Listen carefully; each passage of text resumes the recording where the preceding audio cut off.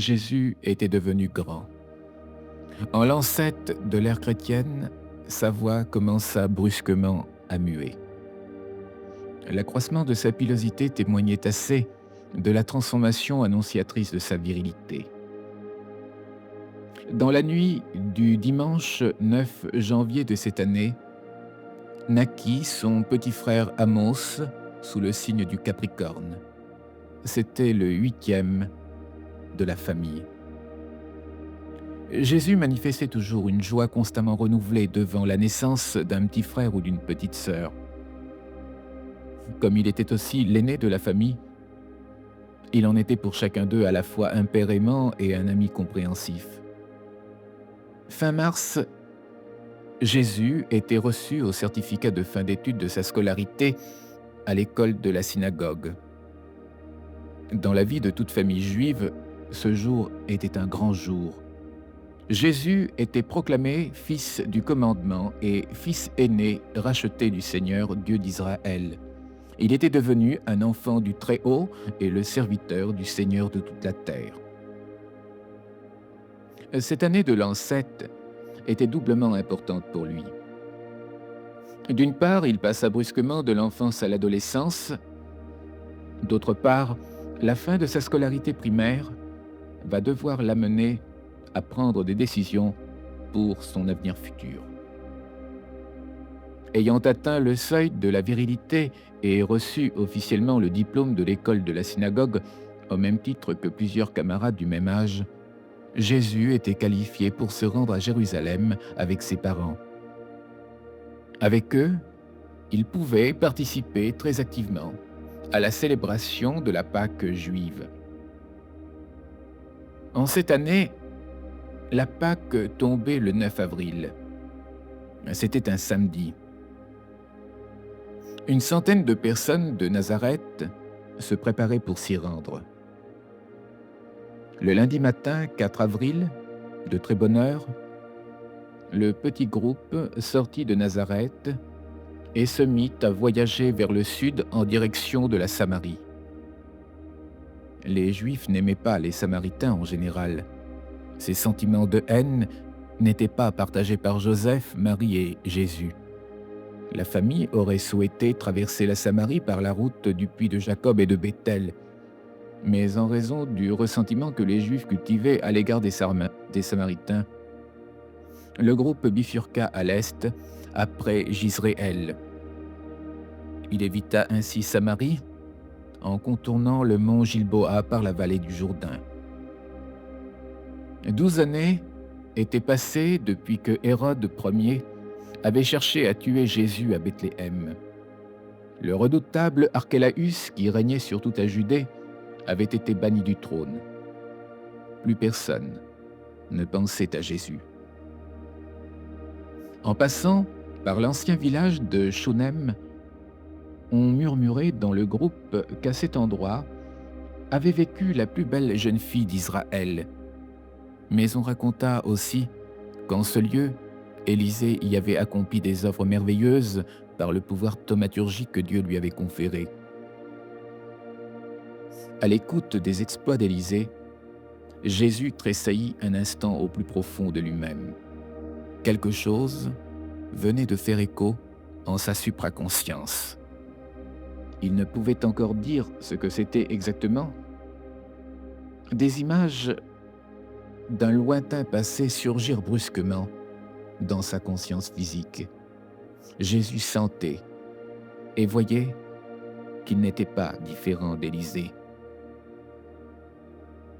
Le premier jour, après avoir passé Cytopolis, la ville grecque des gentils, les pèlerins s'arrêtèrent quelque part dans la vallée du Jourdain pour y camper et passer la nuit sous le ciel étoilé. Le deuxième jour, ils arrivèrent au pied de la plus haute montagne dominant le Jourdain.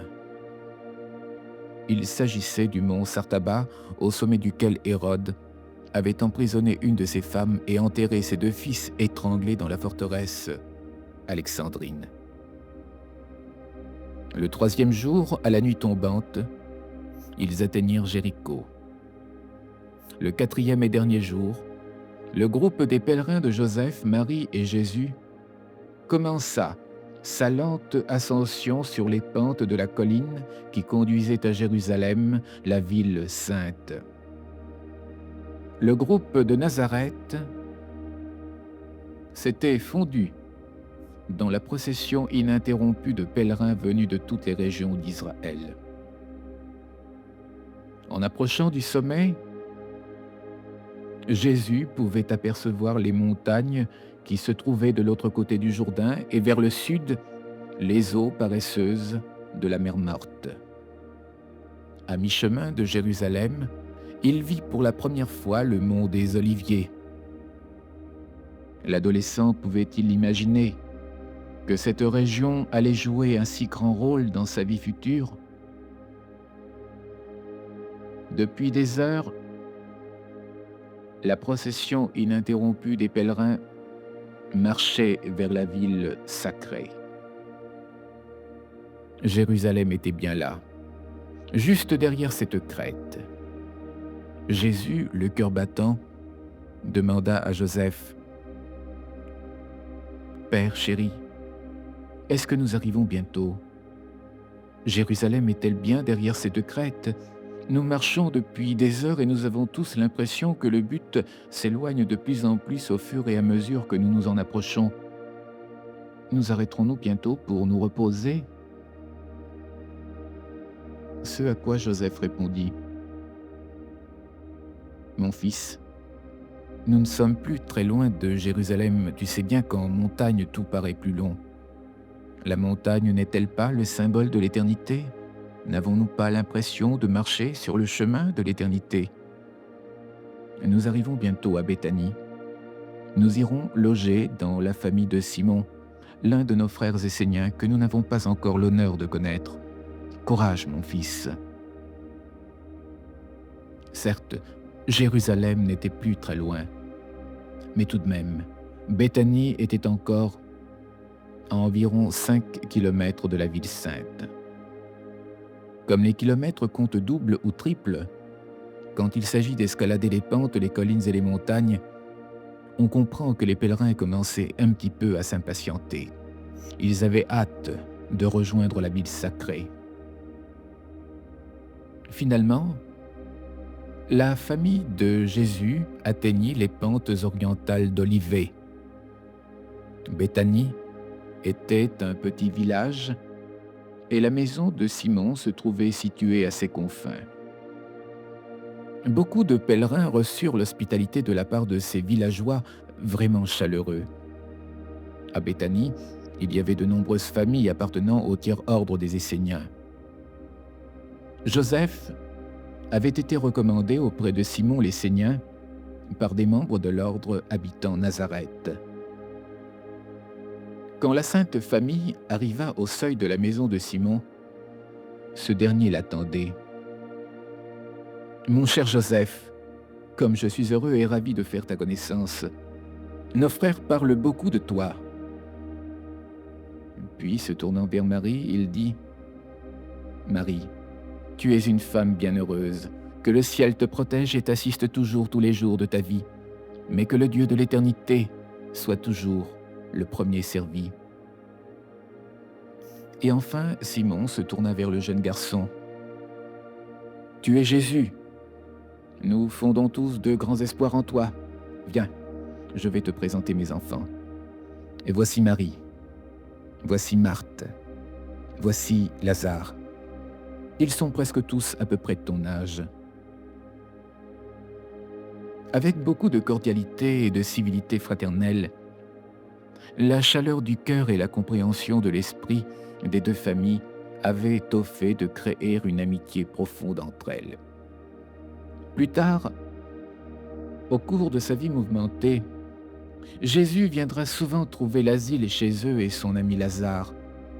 Marthe et Marie aimèrent réellement Jésus d'un amour fraternel. L'amitié qui naquit entre la famille de Joseph et celle de Simon dura toute la vie. Le soir, après le souper, tandis que les parents discutaient entre eux de choses et d'autres, Jésus eut un entretien privé avec Lazare. Ne perdons pas de vue que le corps de Jésus était habité par l'âme d'Élisée réincarnée. Quant à l'esprit du Christ Michael, celui-ci se trouvait au niveau le plus bas de la réalité éthérique du plan cosmique physique de notre planète. La conscience de Michael, tout en n'étant pas encore tout à fait incarnée dans le corps de Jésus, n'en adombrait pas moins l'âme d'Élisée. Pouvait-on dire que Jésus était une double personnalité? Non, il n'était pas une double personnalité. Jésus était la réincarnation d'Élisée Salomon, à qui l'Agartha avait demandé de s'offrir en sacrifice comme véhicule d'expression du fils créateur Michael de Nébadon. Pour l'heure, l'âme de Jésus était pleinement celle d'Élisée réincarnée.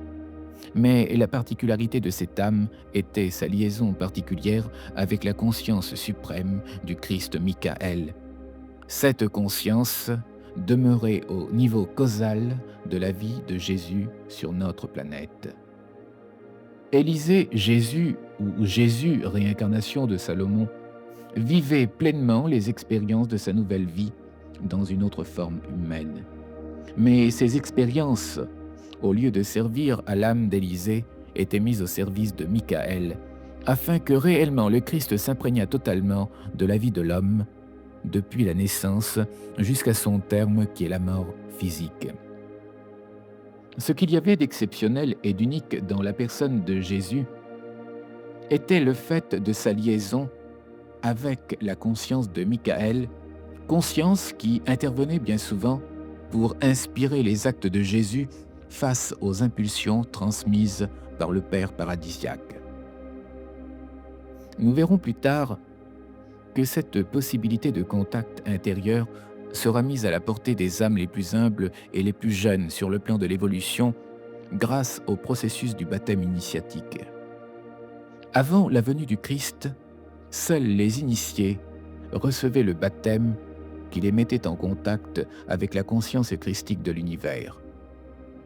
Après le retour du Christ à Salvington, capitale de Nébadon, tous les hommes de bonne volonté peuvent obtenir ce contact intérieur. Mais à l'âge de 13 ans, Jésus était encore pleinement Élisée ou Salomon. Comme tel, Jésus pouvait avoir accès à ses vies antérieures en haussant sa conscience au niveau du plan causal de son âme. C'est pour cela que ce soir-là, après le souper, Jésus dit à Lazare : « Nous nous connaissons depuis longtemps, n'est-ce pas ? Te souviens-tu de l'époque où tu fus roi ? » Jésus venait de faire allusion à l'époque où Hiram-Abif avait été le roi de Tyr et avait mis à la disposition de Salomon à la fois les matériaux, le bois et l'or, ainsi que les ouvriers et les maîtres architectes nécessaires à la construction du temple de Jérusalem. Lazare n'était autre que la réincarnation du roi Hiram-Abif. Quand il se retrouva face à Jésus, il savait intérieurement, dans le secret de sa conscience, qu'il venait de retrouver un vieil ami en la personne de l'adolescent Jésus de Nazareth. Ce que Jésus put lui dire ce soir-là n'était donc pas de nature à le troubler. Dans la conscience du jeune Jésus, il n'y avait de place que pour les problèmes du présent. Le présent n'est-il pas à la fois le passé et l'avenir du futur ? En se préoccupant pleinement du présent, on prépare automatiquement le futur. C'est une manière vraiment réaliste et raisonnable d'aborder avec efficacité les préoccupations immédiates qui préparent l'avenir. Jésus était face à Jérusalem, la ville sainte, qui tant de fois avait rejeté ses prophètes. Il parcourut de son regard toute la ville. Une émotion intense s'était emparée du jeune garçon. Jamais Jésus n'avait vu une telle foule d'êtres humains quand, cet après-midi, il passa avec ses parents devant le temple. Il s'interrogeait au plus profond de lui-même pour savoir pourquoi tous ces gens s'étaient rassemblés en ce lieu, venant des plus lointaines parties du monde connu. En un instant, un éclair d'illumination spirituelle inonda de sa lumière fulgurante la conscience du jeune homme. Subitement, il comprit la profondeur du désarroi humain. Devant tant de cécité spirituelle et d'ignorance morale, son cœur déborda de pitié affectueuse. En passant devant le temple, il ne pouvait admettre que son Père du paradis eût pu exiger de la part des hommes le massacre de tant d'animaux innocents et sans défense. Le spectacle était lamentable. C'était l'œuvre de Satan.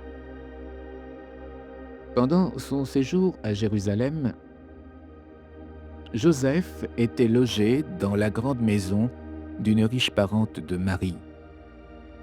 Tout Jérusalem s'affairait à la préparation de la Pâque.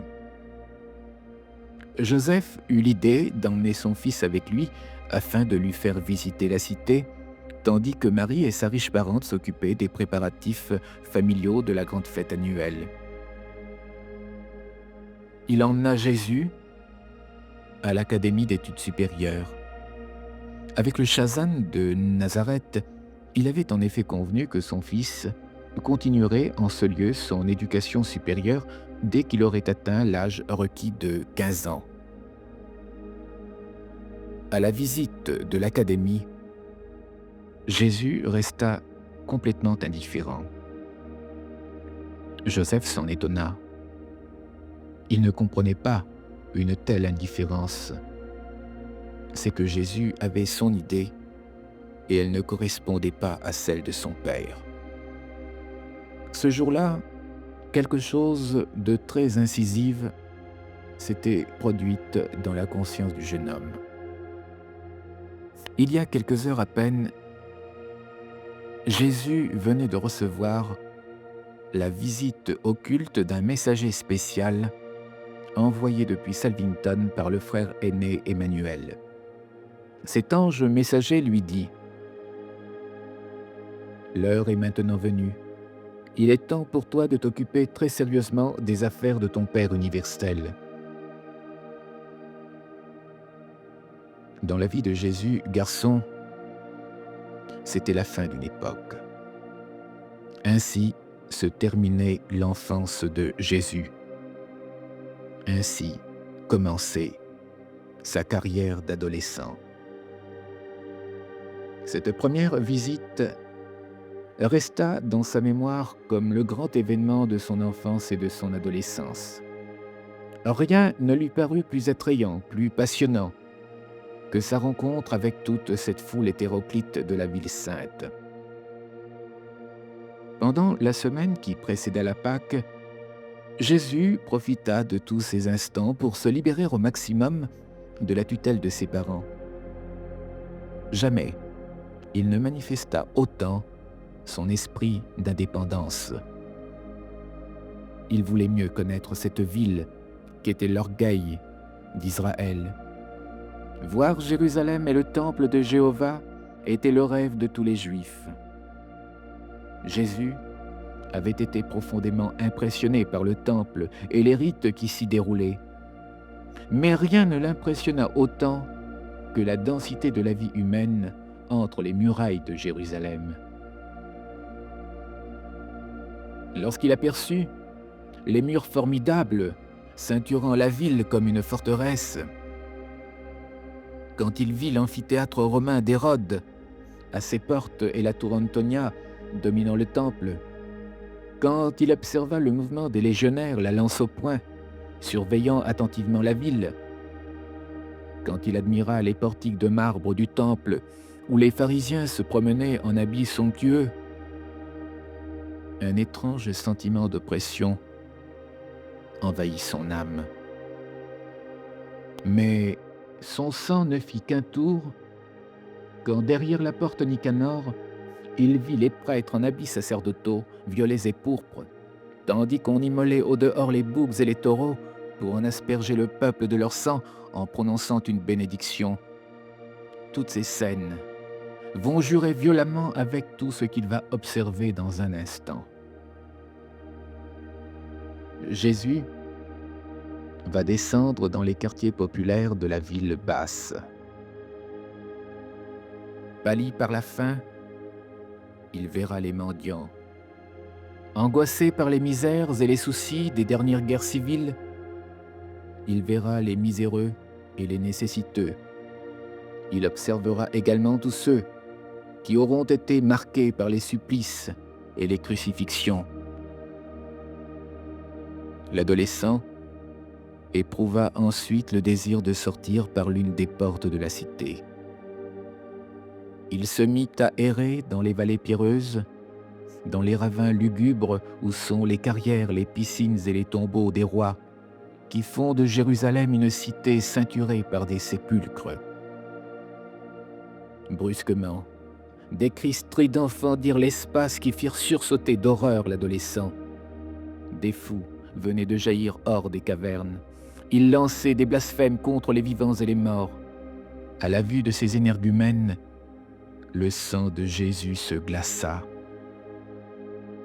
Poursuivant son chemin, il descendit un large escalier qui le conduisit à la fontaine de Siloé. Elle était profonde comme une citerne. Au bord de son eau jaunâtre, remplie de toute la misère du monde, se traînaient les lépreux, les paralytiques, les malheureux couverts de toutes sortes d'ulcères. Jésus regarda dans le fond de leurs yeux et lut tout le désespoir de la planète.